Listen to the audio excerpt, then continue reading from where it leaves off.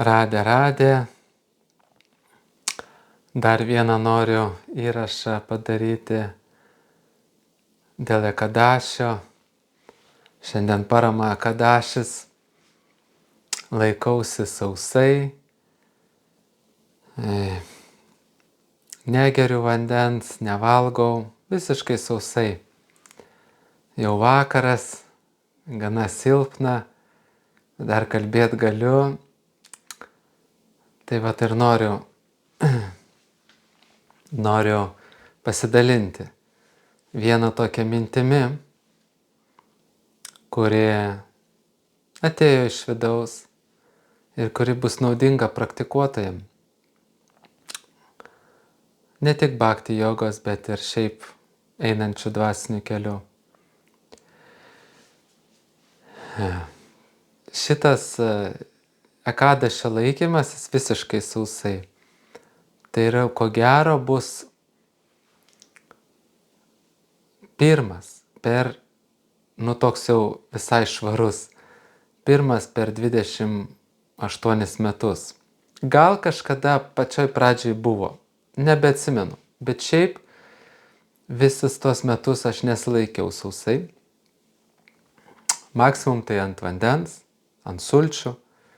Dažniausiai valgydavau, nes dar atsimenu, kai vykdžiau statybas, kai pamokslaudavau, judi, reikia energijos, pajudi, iškart reikia energijos. Tai tad turi valgyti, bent mano kūnui. Bet šį kartą, aną Ekadašį laikiausi su vandeniu, kurį gėriau ten tik į vakarą, o šiandien laukiu to impulso iš kūno, kada jis jau ten nebegalės, be vandens. Ir juntu, kad dar galiu laikytis, jau yra vakaras. Tai, kaip pasakyti, tikiuosi, nesusigundysiu, išlaikysiu iki galo. Bet ką aš tam noriu pasakyti? Tikrai nepasigirt, nes yra žmonių, kurie iš karto pradeda sausai laikytis ir daug metų laikosi sausai. Bet ką aš noriu pasakyti? Neskubėkim bhakti jogai. Čia yra pagrindinė mintis, kurią aš noriu pasakyti. Neskubėkim bhakti jogai. Išlaukim natūraliai, kol ateis noras ir galėjimas kažką daryti bhakti jogai. Man reikėjo laukti 28 metus, kad aš ramiai, su džiaugsmu, be kankinimuose, be kažkokio voliojimuose ant žemės, laikyčiausi sausai. Man tiek reikėjo. Nes, kaip ir minėjau, kūnas yra vatos konstitucijos, jam iš vis nerekomenduojamas badavimas ilgas, nes oro stichija sutrinka, pradeda protas tapti neramus, taip toliau. Bet ateina laikas ir tau natūraliai pats kūnas nori. Man 45 metai, eina 46, rudenį bus. Ir matomai ir kūnas subrendo, ir kūnas apsivalė. Nes anksčiau bandydavau ir apie 4 valandą nieko negert, nevalgyt. 4 valandą jau vakaro pradėdavo kūnas drebėt ir biškį svaigt galvą. Nebesiorientuodavau eidamas. Tai tada jau vandens bet aš iki šito sausio labai palaipsniui. Aš daug metų dabar šeštadieniais iki pietų sausai badauju. Nes šeštadienį mane sveikuoliai mokino, kad šeštadienį mažiausiai išsiskiria sulčių skrandyje, virškinimo. Ir automatiškai pats kūnas tarsi biologiškai nori pailsėti. Šeštadienio poilsis, ne? tą buvau įvedęs. Tai jau 4 šeštadieniai iki pietų sausas pasninkas. Po to 2 Ekadašiai iki pietų sausai pasninkaudavau, čia ne vienus metus. Ir po to pavalgydavau, jau taip kirsdavau kugeliuką kokį ten, cepelinų, žinai, jau kaip bulvių keptų, jau taip atsiimdavau. Ir po to pradėjau visai nesenai pastebėti, kad per Ekadašį sausai papasninkavus, jau net ir pietų galiu išvengti. Tai tada nukeldavau į 4-5 pavalgymą, bet pavalgymą. 4-5. Bet kiekvieną kartą pavalgęs pajausdavau, kad, o kam aš čia gadinu reikalą. Kūnui taip gerai, jis taip džiaugiasi, toks laimingas, jis taip ilsisi. Kam aš tą maistą 4-5? Gal tiesiog užtenka pieno išgerti, žinai. Tada bandžiau su pienu ir iš tikrųjų užtenka vakare karšto pienelio, nes tai irgi yra maistas, bet tu tiek neapsunksti. O po to pabandžiau ir be pieno, tik vandenuką ir gerai. O šį kartą pabandžiau ir be vandenuko ir gerai. Tai palaipsniui. Bet iki šitų visų bandymų vis tiek buvo 25 metai. Praėjo. Ir sąmonė pasikeitė. Kūnas apsivalė. Galų gale jau einant amžiui ir kūnas tiek daug ir nereikalauja. Aišku, tą sausą gali laikytis, jeigu daug nejudė. Jeigu aš čia bėgiočiau, dirbčiau darbus, tai be šansų reikėtų bent jau vandenį gerti, sultis gerti. Natūraliai maisto medžiagų reikia. Bet viskas palaipsniui. Ir kada, žinai, mes prisiklausom apie šventuosius, kurie kartojo mantras, 64 ratus, 128 arba 192 ratus, 3 lakus, 300 000 kartų šventų vardų ne? Tada prisiklausai ir galvoji, davai, čia aš irgi imsiu, dabar 64 ratus kartosiu, arba 16 ratų kartosiu. Ne, tu palauk, natūraliai reikia tol, kad tu daugi, kad ta praktika būtų džiaugsminga ir natūrali, kaip man dabar, man silpna, net ir šnekant silpna, visą dieną negerta. Bet laimė eina. Eina laimė. Ir aš savanoriškai tą darau. Manęs nieks nevertė, mane nieks negazdino. Tu čia nepasninkausi, žinai. Arba reikia kūną apvalyti, duot pailsėti, taip toliau. Nieks nevertė. Visas tas teorijas aš žinau, 1000 kartų girdėjau. Bet tu lauki, kol tavo šita biomašina pasakys, aš galiu, aš pasiruošęs. Lygiai taip pat yra žmonių, kurie ima viską pjauna, žinai. Vsio nevalgysiu, ten sausas pasninkas, dar kažką. Ir kankinasi, tas veidas toksai būna, žinai.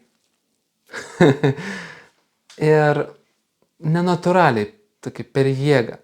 Bet tu palauk, kol natūraliai. Kol tau reikės tik tiek pastangų. Ne tiek, bet tik tiek. Natūraliai. Lygiai taip pat su mantrom. Pakartok ratą, po to 4, po to 6. Aš taip auginau. 8, 10, 12, tai po biškį. Daug kito 16. Bet nesustok ties 16. Augink toliau. Lygiai taip pat su principais tais.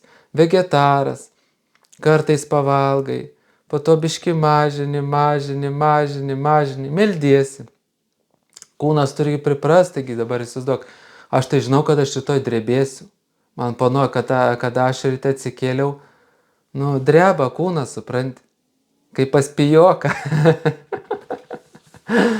Dreba, jam nenatūralu, jis šokė, žinai, jis gavo tik vandens, silpna, dreba.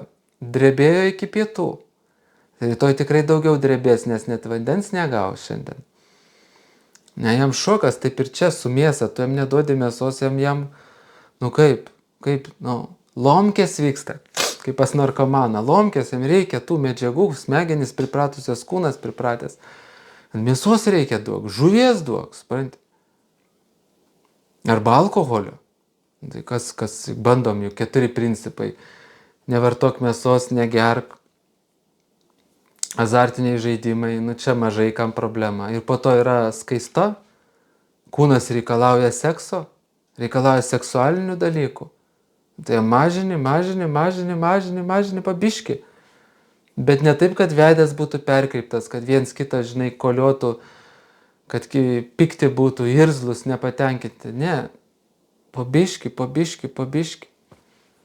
Metams bėga ir gali būti, kad tu tą tą skaistą, kol tu išmoksi laikytis, gal praeis 30 metų seksualinio gyvenimo, po biški darbo.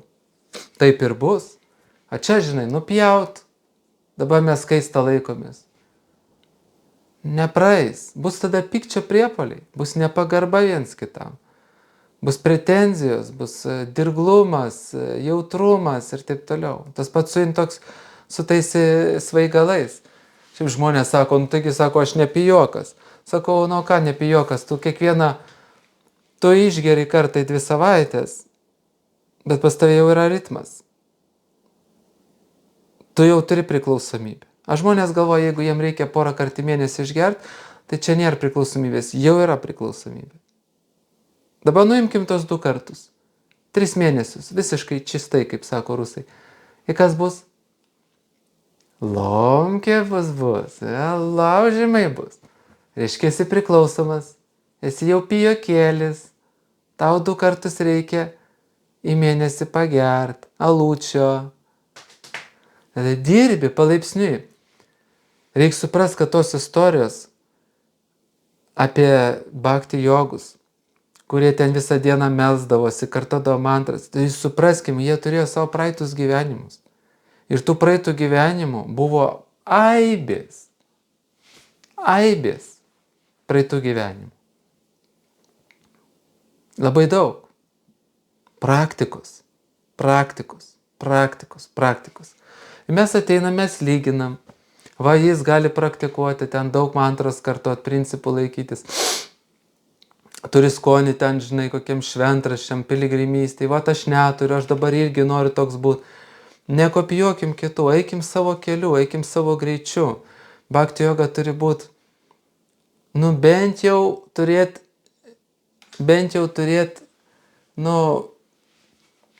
pažiūrėjau, batareika baiginės, bent jau turėt liepsnelės malonumo. Ir negali būti per sukastus dantis. O per sukastus dantis reiškia, kai tu skubini, kai tu imi standartą, kurio tu nepaveži. Mes apie tai šnekėjom, kokie yra simptomai, kurie rodo, kad tau standartai yra per aukšti. Tu laimės nejunti.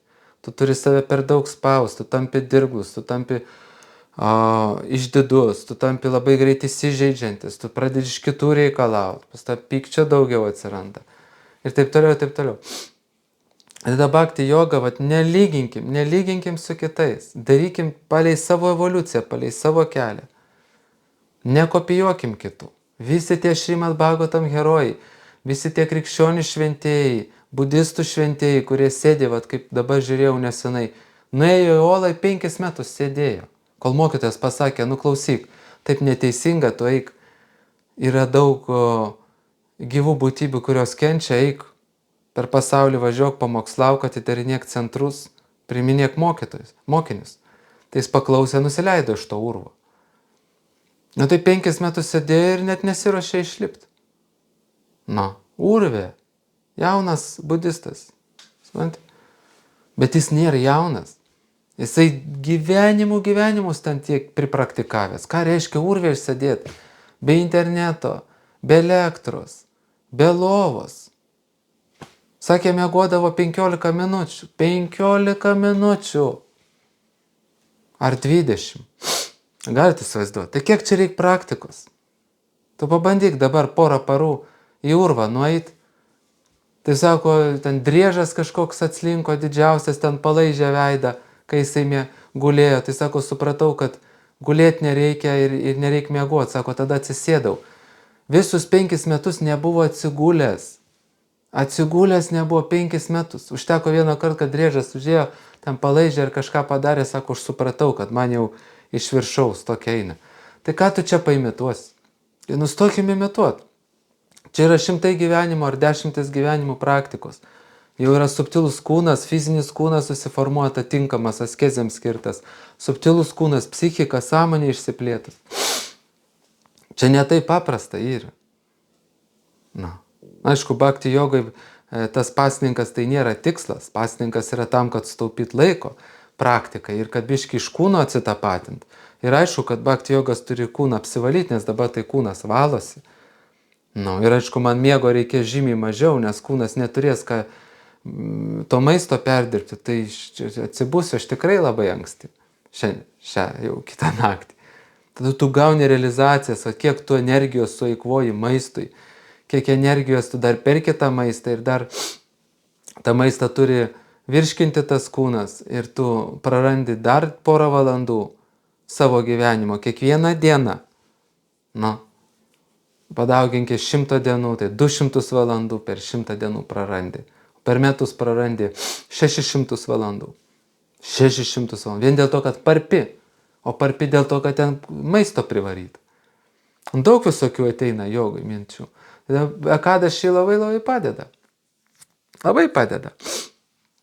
Bet tai nėra tikslas, kad grinai nevalgyti. Jeigu tau trukdo bloga nuotaika, trukdo atlikti pareigas, tai tu valgyk. Bet tu po biškį dirbk. Kelk po biškį standartą. Po biškį, po milimetrą. Ir nekopijuok kitų. Ir nesigriauš, kad tu to negali, ką kiti daro. Nesigriauš, nekaltink, nejaus gėdos. Eik savo keliu, bet būk laimingas. Krišnai reikia laimingų baktų, o ne susiraukusių baktų. Aišku, būna periodai, būsim susiraukę, bet tai neturi būti pastovus dalykas. Išlaukim savo laiko. Ateis tos mūsų svajonės išsipildys, galėsim kartuoti ir daug ratų, ir labai daug ratų, ir be galo daug ratų. Ateis laikas ir naktį atsiminsime Radą ir Krišną.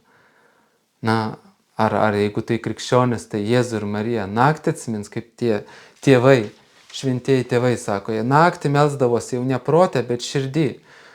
Nes naktį čia atsijungia, bet širdis tai neatsijungia, sielai miegoti nereikia. Jeigu tu pereini sielos lygį maldoj, į sielos lygį, jin toliau meldžiasi. Sieloje. Bet sulaukim to etapo. Sulaukim. Aišku, mes prie jo priartėsim, jeigu kasdieną darysim. Ten pro langą mums neįskris tas etapas, žinai, sėdint ir nieko nedarant. Bet jeigu darom ir vis neteina tas, būkim kantrus. Bendraukim su tais, pas kuriuos atėjęs tas etapas. Skaitykim apie jo, žiūrėkim. Bet jis tikrai ateis, jeigu dieną dienon, nepraleidi, dieną dienon, ekadašis po ekadašio, bandai pasninkauti, dieną dienai, bandai kartot savo maldas, mantras. Ateis tas laikas. Kiekvieną naktį aš, pavyzdžiui, stengiuosi užmigti su mantra, bet nei vieną naktį dar nebuvo taip, kad kad naktį atsiminčiau, žinai, Dievą. Būna koks dvasinis sapnas, bet bliksnis ir viskas. Bet aš vis bandau vakare kartot mintyse mantrą ir su tą mantrą užmigti. Ir bus ta diena, kada aš atsiminsiu tą mantrą, šventą vardą naktį. Bus tikrai ta diena. Šiam gyvenime, kitam gyvenime aš nesuku galvos, bet jinai bus. Nes aš dedu pastangas. Jeigu dedi pastangas, dangus mato ir laimina.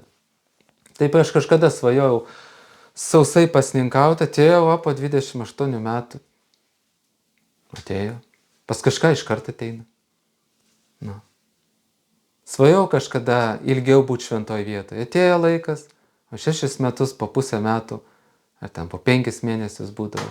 Atėjo laikas, atėjo natūralus noras, natūralus poreikis. Bet praėjo kiek laiko. Neskubėkim.